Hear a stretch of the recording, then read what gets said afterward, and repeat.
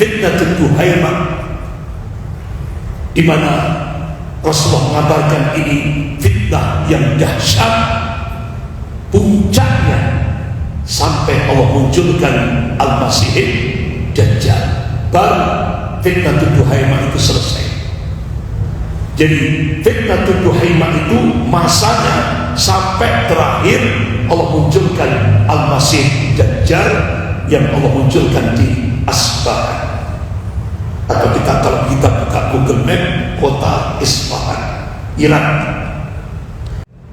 Umat Islam benar-benar dimarginalkan, umat Islam diproses, umat Islam dilemahkan, umat Islam diadu domba. Bahkan kalau bahasa kasarnya, umat Islam dihancurkan, umat Islam dilecehkan. Ini yang kita saksikan. Semua ini sehingga kita yang mayoritas ini dipaksa untuk jadi minoritas. Kita dipaksa untuk menjadi tamu di rumah kita sendiri. Ini realitas yang terjadi, dan ini memang fase-fase yang cukup berat yang dialami oleh umat Rasulullah Sallallahu Alaihi Wasallam.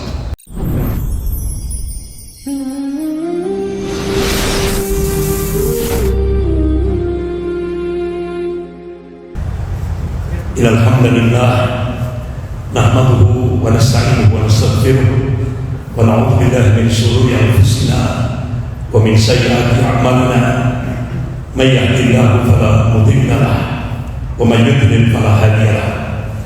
Asyhadu an la ilaha illallah wahdahu la syarika lahu wa asyhadu anna Muhammadan abduhu wa rasuluh. Ya ayyuhalladzina amanu taqullaha haqqa tuqatih wa la tamutunna illa wa antum muslimun. Ya ayyuhan nasu taqu rabbakum alladzi khalaqakum min nafsin wahidah wa khalaqa minha zawjaha wa batha minhuma rijalan katsiran wa nisaa wattaqullaha alladzi tas'aluna bihi wal arham innallaha kana 'alaykum raqiba. Ya ayyuhalladzina amanu taqullaha wa qulu qawlan sadida yuslih lakum a'malakum wa yaghfir lakum dhunubakum wa man yuti'illaha wa rasulahu faqad faza fawzan 'azima. Amma ba'd, fa inna asahhal hadits kitabullah wa khairul hadi hadi Muhammadin sallallahu alaihi wasallam wa sharrul umuri muhdatsatuha wa kullu muhdatsatin bid'ah wa kullu bid'atin dhalalah wa kullu dhalalatin fin nar. Bapak, Ibu yang dimuliakan Allah, Rasulullah Sallallahu Alaihi Wasallam memberikan kabar kepada umatnya tentang fitnah akhir zaman. Sebagaimana Rasulullah mengingatkan, kalau Rasulullah Sallallahu Alaihi Wasallam yang terperbus zaman wa yanqusul aqal wa yanqusul wa tadharul fitan. Zaman semakin mendekat, artinya waktu semakin singkat. Wa yanqusul amal, amalan semakin sedikit. Wa yanqusul hasad, itu akan meluas di mana-mana. Wa tadharul fitan, dan fitnah akan bermunculan. Semakin hari fitnah itu akan semakin membesar.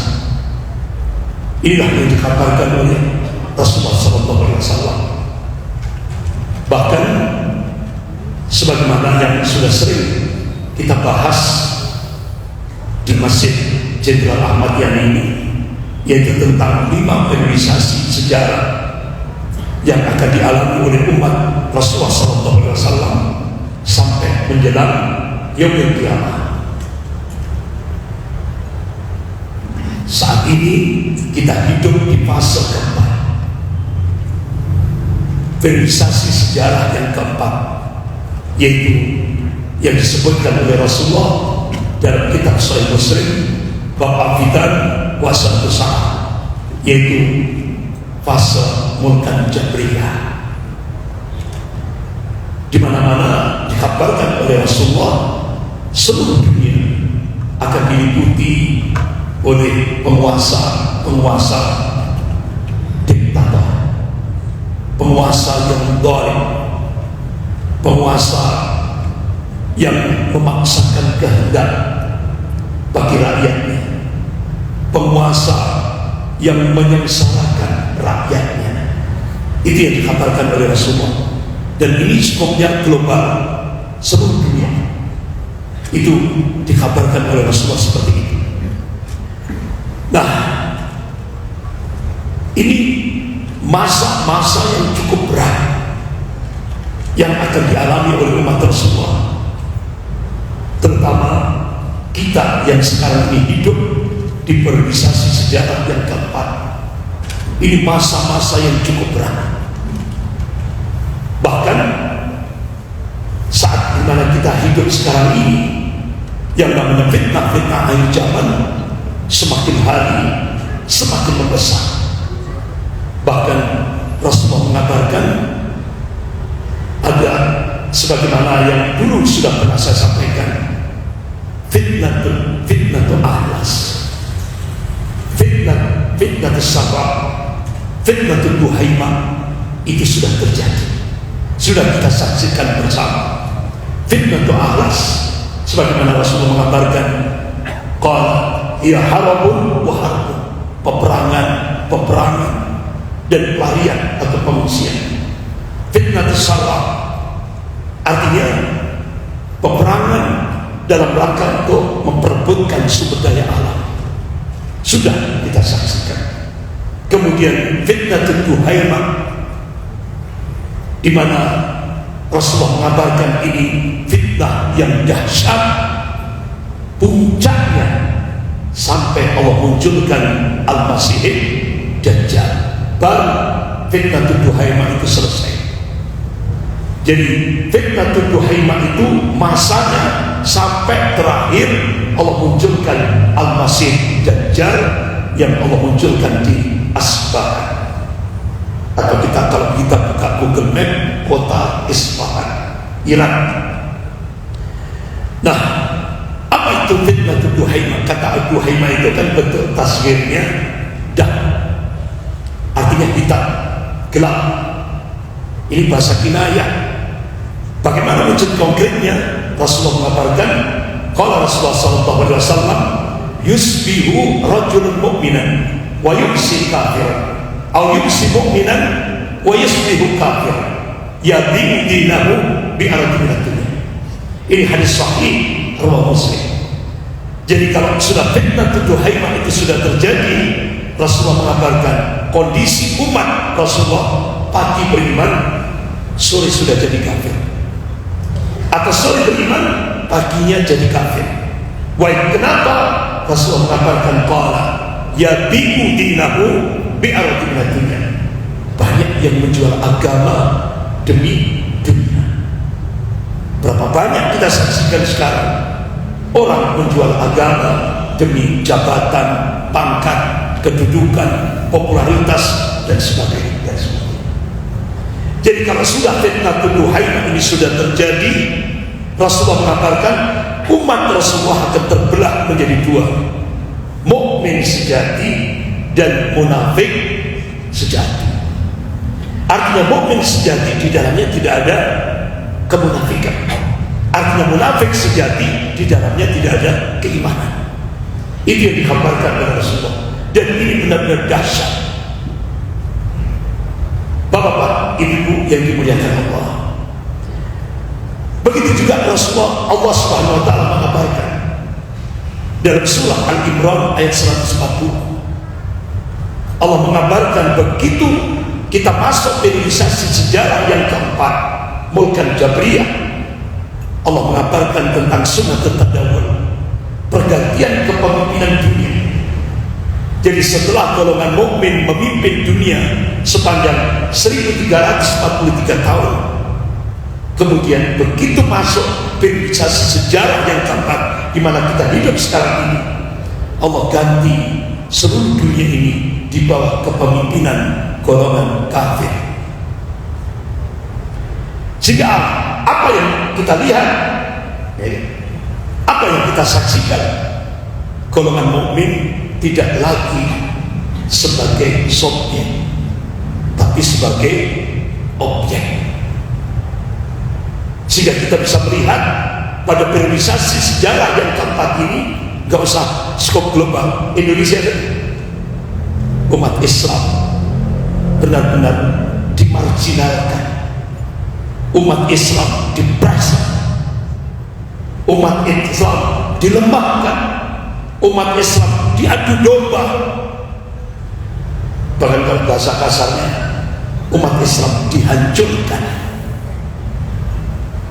umat Islam dilecehkan. Ini yang kita saksikan. Semua ini sehingga kita yang mayoritas ini dipaksa untuk jadi minoritas. Kita dipaksa untuk menjadi tamu di rumah kita sendiri. Ini realitas yang terjadi. Dan ini memang fase-fase yang cukup berat yang dialami oleh umat Rasulullah Sallallahu Alaihi Wasallam.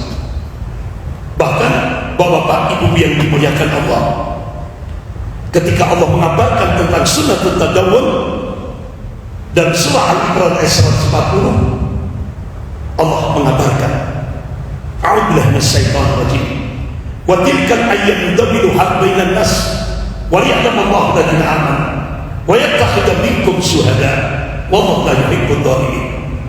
Dan masa kejayaan dan kehancuran, masa kemenangan dan kekalahan Allah pergilirkan di tengah-tengah manusia, supaya dari situ bisa diambil ibrah, pelajaran. Wa liya'lamallahu alladziina aamanu, dan Allah ingin menunjukkan bukti kebenaran ini pada hamba-hamba yang aman, yang beriman kepada Allah, yang muwahhid, yang mentauhidkan Allah. Wa yattakhidha minkum syuhada, dan pada fase keempat ini Allah menginginkan sebagian mukmin gugur sebagai syuhada, mati syahid. Wallahu la yuhibbudz dzalimin, dan Allah tidak mencintai orang-orang yang zalim. Sebagian mufassir menafsirkan wallahu la yuhibbudz dzalimin itu maknanya Allah tidak mencintai orang mukmin yang tidak mau berjuang di jalan Allah. Bapak-bapak, ibu yang dimuliakan Allah, dari surah Al-Imran ayat 140 ini Allah mengabarkan bahwa kepemimpinan dunia pada fase keempat ini, seluruh dunia dikendalikan oleh golongan kafir. Dan ini nyata. Indonesia sekarang dicengkeram oleh imperialisme Cina dan imperialisme Amerika. Implikasinya ipolisos pun angkat. Ini bahkan ada sebuah nota diplomatik yang sudah pernah saya sampaikan dengan kode referensi Beijing 1448. Isinya, Kementerian Luar Negeri Cina dan Kementerian Luar Negeri Amerika sepakat untuk menjadikan Indonesia menjadi sebuah negara sekuler.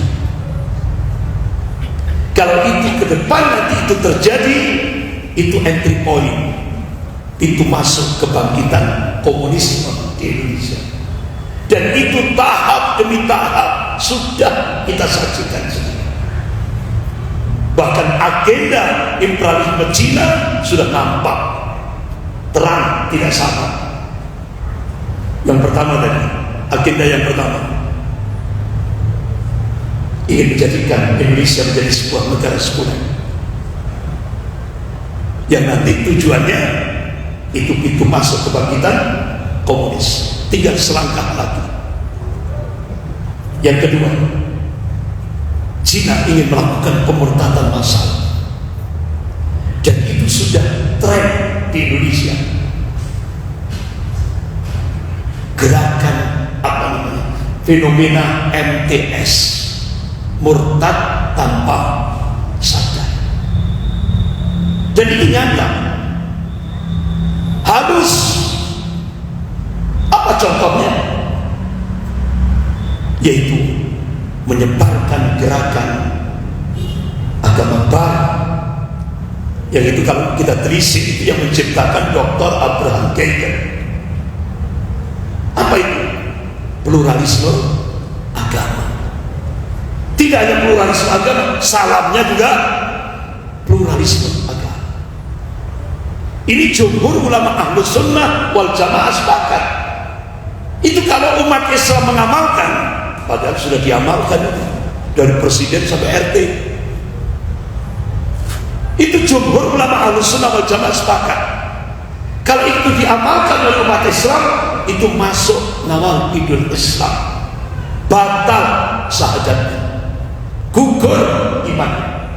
Benar? Benar? Hak. Tidak ada ikhtilaf di kalangan ulama. Yang ketiga, Bapak-bapak Ibu yang dimuliakan Allah, imperialisme Cina menguasai ekonomi, sistem politik, sistem hukum, semuanya sudah. Yang keempat, pelemahan TNI, melemahkan TNI. Akhirnya itu sudah terjadi. Kenapa ini bisa terjadi? Dampak daripada umat Islam Indonesia mayoritas buta politik. Akhirnya mereka tahu pilihan Indonesia itu, tahu salah satunya dari TNI. Dikunci dengan Undang-Undang Nomor 34 tahun 2004. TNI sudah tidak boleh masuk wilayah sosok. TNI harus balik ke barat. Dan itu implikasinya besar. Kemudian yang kelima, pengusiran pribumi sudah terjadi. Sudah. Tapi di Indonesia merampas tanah rakyatnya sendiri untuk Cina demi investasi. Bahkan kalau kita lihat di lapangan dan tataran empiris, investasi itu hakikatnya invasi. Benar? Itu yang terjadi. Astagfirullah. Kemudian ini sudah terjadi mulai dari Pulau Komodo, sudah terus berlangsung Rempang, sebentar lagi Sumatera Barat. Ini sudah tahapan-tahapan itu. Tinggal tunggu tanggal mainnya. Bapak Ibu yang dimuliakan Allah. Kemudian yang keenam, Indonesia akan dipecah jadi 8 negara. Sisanya Indonesia. Dan ini ternyata terungkap, dokumen ini diungkap di majalah Al-Mustama Kuwait. Malah kita dapatkan data itu di Kuwait. Jadi ada sebuah lembaga riset dunia yang cukup besar.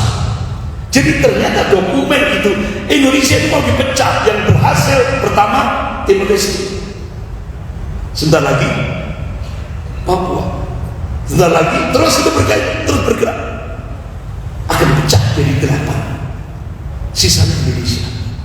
Nah sekarang Bapak Ibu yang dimuliakan Allah, bagaimana? Nggak usah saya perpanjang lagi, tambah sumpah nanti. Ya, tambah sumpah. Langsung solusi aja, karena waktunya pendek. Bagaimana solusi salah ini? Allah dan Rasulnya sudah memberikan arahan yang konkret. Yang pertama, bangkitkan kembali akidah al-wala wal bara. Bangkitkan kembali akidah al-wala wal bara. Gak perlu saya tafsiri karena sudah sering saya sampaikan. Yang kedua, kobarkan semangat jihad fisabilillah, sebagaimana Rasulullah SAW dan para sahabatnya memberikan uswah, contoh konkret. Yang ketiga, iddah, persiapan baik madiyah maupun ma'nawiyah, fisik maupun non fisik. Sampai-sampai Rasulullah menafsirkan ayat itu. Surah Al-Anfal ayat 60. A'udzubillahi minasyaitonir rajim. Wa'iddu lahum mastata'tum min quwwah. Siapkan untuk menghadapi mereka, kata Allah, kekuatan apa saja yang kalian sanggupi. Rasulullah menafsirkan ayat ini. Qala Rasulullah sallallahu alaihi wasallam, ala innal quwwah ar-ramyi. Ala innal quwwah ar-ramyi. Ala innal quwwah ar-ramyi. Ini hadis sahih riwayat Muslim. Semua mufassir, ahli tafsir sepakat. Kalau ada ayat langsung ditafsiri oleh Rasulullah sallallahu alaihi wasallam, tidak boleh lagi ada penafsiran yang lain. Benar? Kalau ada satu ayat sudah ditafsiri oleh Rasulullah sallallahu alaihi wasallam, tidak boleh ada penafsiran yang lain. Ini sudah kesepakatan para mufassir, ahli tafsir. Jadi Rasulullah mengatakan al-quwwah itu melempar, yang sekarang dipraktekkan oleh Harakatul Muqawamah Al-Islamiyah. Melempar. Apa melempar? Kalau sekarang bahasa yang canggih, roket, rudal, melempar. Itu yang dikatakan. Jadi kita disuruh membangun kekuatan ini, baik madiyah maupun dan persiapan, baik fisik maupun non fisik. Yang keempat, bangun persatuan dan kesatuan shaf di tengah-tengah perselisihan umat. Bangun persatuan dan kesatuan shaf di tengah-tengah perselisihan umat. Alhamdulillah, kami bersama Kanjeng Senopati hampir 3 hari di Jakarta mencoba untuk ini tadi, menyatukan potensi kekuatan di Indonesia, yaitu ulama, kesultanan, TNI, Polri garis lurus, Polri garis lurus, ya, Polri garis lurus. Alhamdulillah, sudah kita mulai. Kami bersama tokoh-tokoh nasional, bahkan juga para jenderal-jenderal, ya, sudah kita mencoba menyatukan kekuatan untuk menyelamatkan Indonesia, negara kesatuan Republik Indonesia. Dan insya Allah ini terus kita mencoba untuk terus membangun kekuatan ini. Kenapa? Di Indonesia itu pilar, 3 pilar itu: ulama, kesultanan, dan TNI, Polri. Nah, kalau sekarang ditambahi Polri garis lurus. Jadi 3 kekuatan ini. Nah, kemudian solusi yang kelima, Bapak-bapak, Ibu yang dimuliakan Allah, kita ittiba kepada Rasulullah SAW. Apa? Sebelum Rasulullah wafat, Rasulullah mengangkat seorang sahabat pemuda, umurnya 18 tahun. Siapa? Usama bin Zaid bin Haritha. Kamu aku angkat menjadi panglima perang menghadapi 2 negara superpower, Persia dan Romawi. Allahu Akbar. Semua sahabat, begitu Rasulullah wafat, semua sahabat sami'na wa ata'na. Langsung begitu kepemimpinan dipegang oleh Khalifah Abu Bakar As-Siddiq radhiyallahu anhu sampai pada Khalifah Umar bin Khattab radhiyallahu anhu, tetap mengangkat Usama bin Zaid bin Haritha menjadi panglima perang padahal umurnya 18 tahun. Kenapa? Karena ini perintah amanah dari Rasulullah. Semua sahabat meyakini sebagaimana dalam surah Al-Ahzab ayat 71, a'udzubillahi minasyaitonir rajim, wa may yuti'illah wa rasulahu faqad faza fawzan azima. Barang siapa taat kepada Allah dan Rasulnya, maka sesungguhnya dia telah mendapatkan kemenangan yang besar. Ini yang diyakini oleh para sahabat Rasulullah SAW. Sehingga akhirnya sampai pada Khalifah Umar bin Khattab tetap panglima perangnya Usama bin Zaid bin Harithah, berhasil menghancurkan, menaklukkan dua negara adidaya, Persia dan Romawi. Nah, 5 solusi itu yang harus kita jadikan sebagai pijakan. Itu solusi yang diberikan oleh Allah dan Rasul.